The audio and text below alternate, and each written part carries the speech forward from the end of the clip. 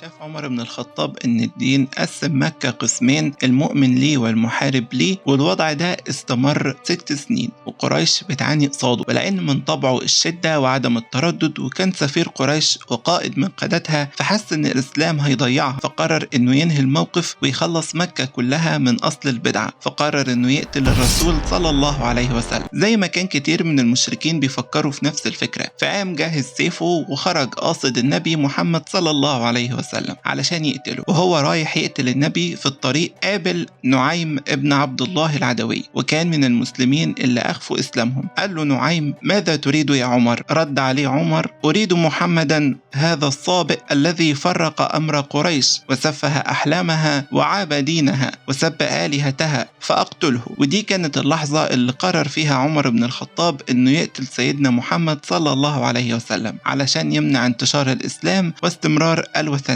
وإزاي أصبح أعظم قادة المسلمين، وليه كان الشيطان بيخاف منه؟ تعالوا نعرف مع بعض، بس الأول ما تنسوش تعملوا لايك وشير وسبسكرايب للقناة وتفعلوا الجرس عشان يوصل لكم كل جديد من حلقاتنا.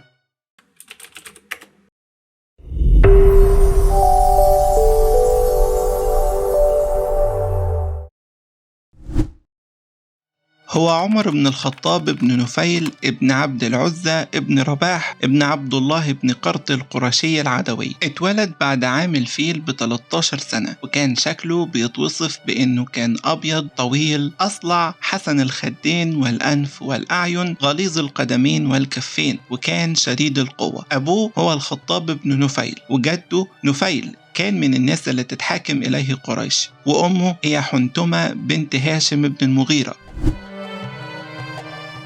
أما بالنسبة لزوجات سيدنا عمر بن الخطاب رضي الله عنه فكانوا 7. هتقولوا إزاي وإحنا في الإسلام عدد الزوجات 4؟ هقولك عزيزي الخبير، تعدد الزوجات كان وقت الجاهلية عادي قبل الدين الإسلامي، وكمان كان سيدنا عمر رضي الله عنه لسه ما أسلمش. كان سبب تعدد زوجاته إنه كان بيتجوز عشان الخلفة وحبه في زيادة الذرية، مش علشان الشهوة. سيدنا عمر رضي الله عنه قضى عمر من حياته في الجاهلية، ونشأ زيه زي ابن في أبناء قريش، ولكن كان مميز عنهم إنه كان متعلم القراية، وكان يعتبر من القليلين جدا من اللي تعلموا القراية في قريش، وتحمل المسؤولية من وهو صغير، وتربى تربية شديدة معرفش فيها معنى الترفيه ولا الغنى.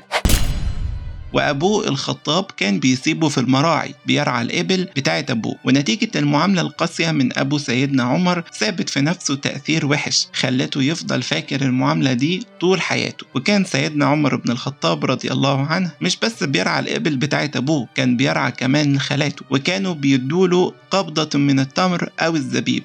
وحرفة الرعي كانت ملازمة سيدنا عمر رضي الله عنه، ولكن رغم الشدة والقسوة اللي شافها من حرفة الرعي إلا إنه اكتسب منها صفات زي قوة التحمل وشدة البأس.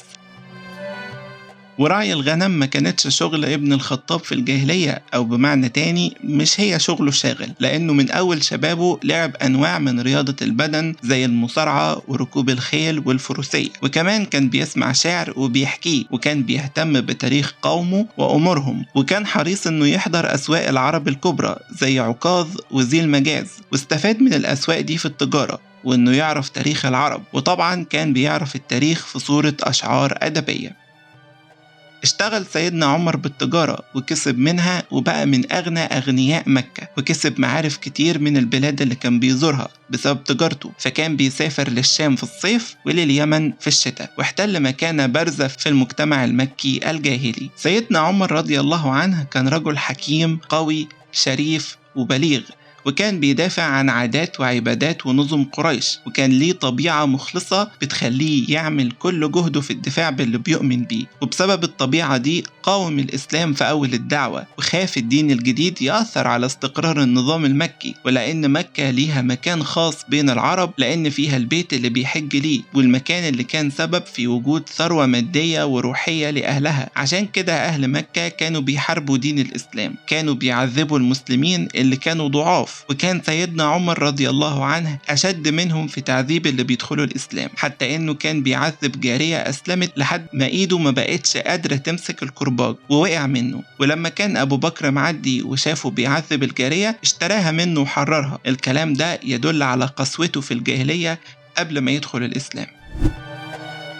كان أول شعاع من نور الإيمان يلمس قلبه يوم ما شاف نساء قريش سايبة بلدهم ورايحين بلد تانية بسبب اللي كان بيحصل فيهم منه ومن أمثاله. رق قلبه وعاتبه ضميره، فرح لهم وقال لهم كلام طيب عكس ما كان شديد وقاسي، لأنه كان متأثر من الموقف وكان مستغرب إن رغم تعذيبه للي كانوا بيسلموا كانوا بيصمدوا وما بيرجعوش عن الدين الجديد. وكان بيسأل نفسه إيه القوة الخارقة اللي تأثر عليهم وتخليهم صامدين كده، وحس بالحزن والألم لأنه شايف عاداتهم ونظامهم بينتهي. وبعد الموقف ده بشوية أسلم سيدنا عمر رضي الله عنه.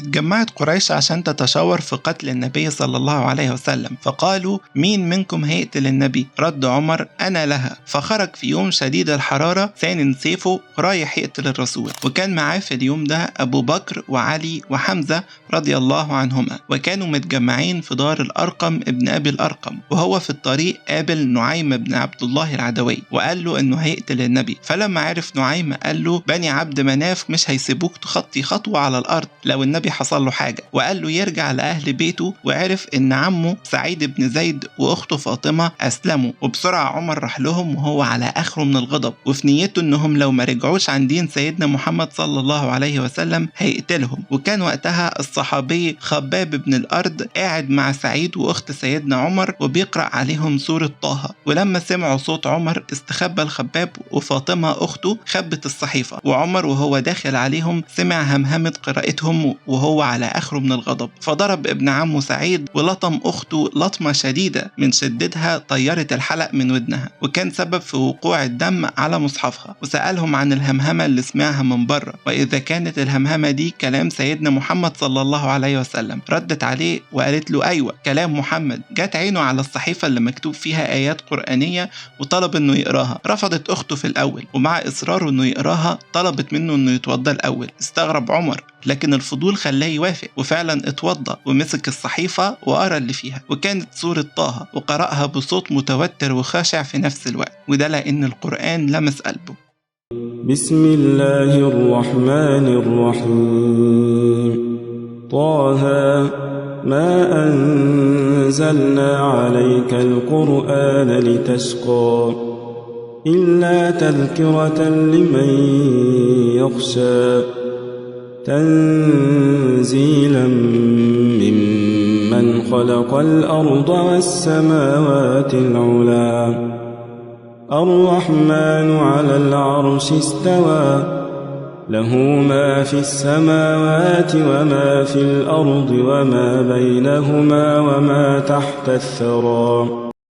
وقتها اهتز عمر وقال استحالة يكون ده كلام بشر. فخرج الخباب من مخبأه وبشره وقال له يا عمر والله إني لا أرجو أن يكون الله قد خصك بدعوة نبيه، لأن سمع النبي بالأمس وهو بيقول اللهم أعز الإسلام بأحب هذين الرجلين إليك، بأبي جهل عمرو بن هاشم أو بعمر بن الخطاب. وكمل كلامه الخباب وقال له عمر فالله الله يا عمر. فرد عليه عمر وقال له دلني يا خباب على محمد فآتيه فأسلم. فخرج عمر إلى النبي صلى الله عليه وسلم وأصحابه في دار الأرقم ابن أبي الأرقم، وده كان مكان اجتماع الرسول صلى الله عليه وسلم بأصحابه. لما دخل عليهم عمر اندهشوا، وكان بينهم حمزة بن عبد المطلب اللي كان مستعد لقتل عمر لو مس الرسول صلى الله عليه وسلم بأي سوء. ولكن الرسول خرج لعمر وأخذ بمجامع هدومه وقال له إيه اللي جابك هنا يا ابن الخطاب؟ والله ما رأيت أن تنتهي حتى ينزل الله بك قارعا. رد عمر يا رسول الله جئت لأؤمن بالله ورسوله وبما جاء من عند الله. فكبر أهل الدار وقال عمر يا رسول الله ألسنا على الحق إن متنا أو حيينا؟ رد عليه الرسول